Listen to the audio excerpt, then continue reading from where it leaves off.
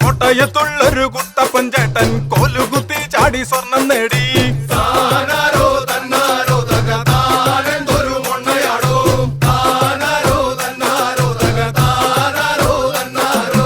ആറിട്ട റോട്ടില് ചൂലിട്ടൊരച്ചപ്പട്ടാറിനും ചൂലിനും തീ പിടിച്ചേ.